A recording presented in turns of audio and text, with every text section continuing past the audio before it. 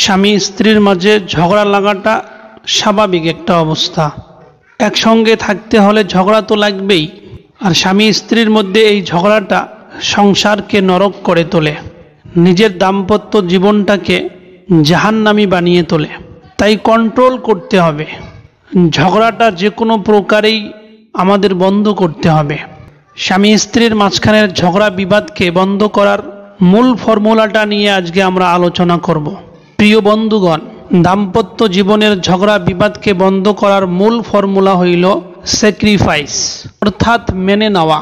একটু মেনে নিতে হবে, একটু ছেড়ে দিতে হবে, একটু মানিয়ে নিতে হবে।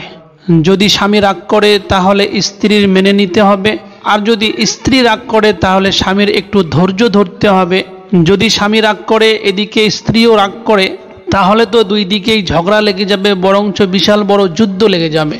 এই জন্য স্যাক্রিফাইস থাকতে হবে আমাদের দাম্পত্য জীবনকে সুন্দর করে তোলার জন্য, এবং আমাদের দাম্পত্য জীবনকে জান্নাতি জীবন বানাতে হলে আমাদের স্যাক্রিফাইস করার যে মাত্রাটা সেটা কিন্তু আমার মধ্যে থাকতে হবে। এই জন্য যখন স্বামী রাগ করবে তখন স্ত্রীদেরকে একটু চুপ করে থাকতে হবে, ধৈর্য ধারণ করতে হবে।